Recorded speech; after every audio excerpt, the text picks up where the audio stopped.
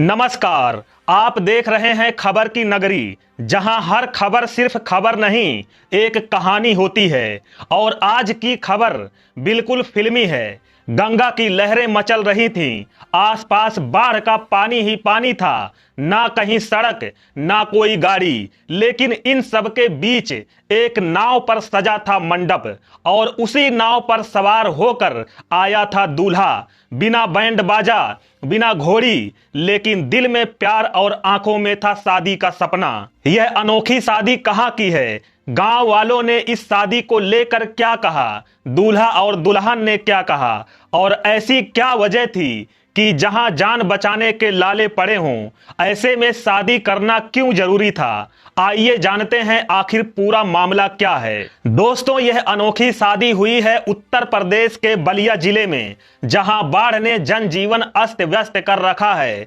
कई गांवों का संपर्क टूटा हुआ है, लेकिन प्यार के रास्ते को कोई पानी नहीं रोक सकता। यह साबित कर दिया यहां के एक जाबाज दूल्हे ने। बलिया में एक दूल्हा अपनी दुल्हन को लेने के लिए नाव पर निकला।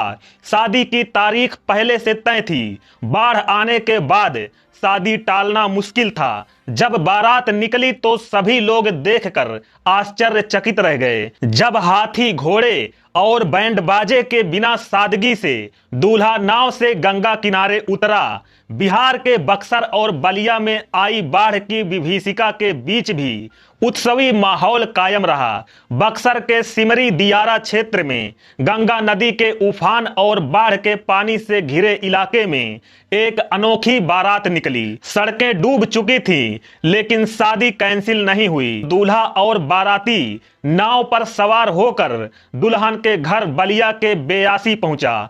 जब गांव के लोगों ने पहली बार एक अद्भुत नजारा देखा, गंगौली गांव के पास तटबंध के नीचे से एक सजी धजी नाव पर बारात निकल रही थी। दूल्हा साफा पहने पारंपरिक पोशाक में नाव पर बैठा था, और उसके साथ बाराती भी उसी जोश के साथ मौजूद थे।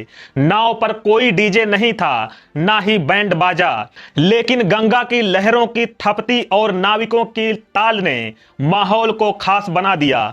बारातियों ने भी पूरे जोश में ढोलक की जगह तालियों और गुनगुनाहट के साथ उत्सव मनाया। ग्रामीणों के लिए यह दृश्य अनोखा और हैरत अंगेज था। लोगों ने अपने मोबाइल से इस खास बारात की फोटो और वीडियो बनाए। देखते ही देखते यह बारात इलाके में चर्चा का विषय बन गई।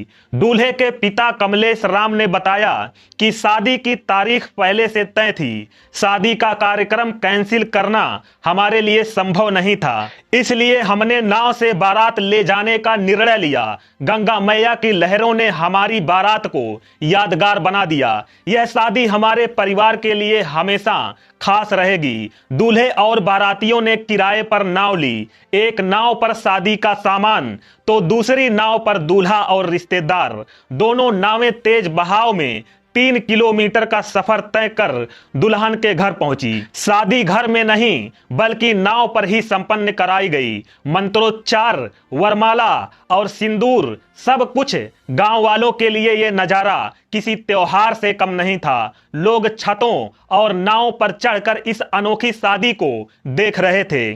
कई लोग बोले, पहली बार देखा कि बाढ़ के बीच भी इतना सुंदर आयोजन हो सकता है। दूल्हा और दुल्हन ने क्या कहा, आइए उसको भी जानते हैं। दोस्तों, दूल्हे ने कहा कि प्यार की राह में रुकावटें आती हैं, लेकिन अगर नीयत सच्ची हो तो रास्ता मिल ही जाता है। हमने सोच लिया था कि शादी की तारीख टालेंगे नहीं। वहीं दुल्हन मुस्कुरा कर बोली, सपनों में कभी नहीं सोचा था कि मेरी शादी नाव पर होगी, लेकिन ये पल हमेशा के लिए यादगार बन गया। दोस्तों, जहां चाह होती है वहां राह निकल ही जाती है। शादी का मतलब सिर्फ रिवाज ही नहीं, बल्कि जज्बात होता है, और ये अनोखी शादी उसका बेहतरीन उदाहरण है। आप इस शादी को क्या नाम देना चाहेंगे? बाढ़ में बहता प्यार या गंगा किनारे का विवाह?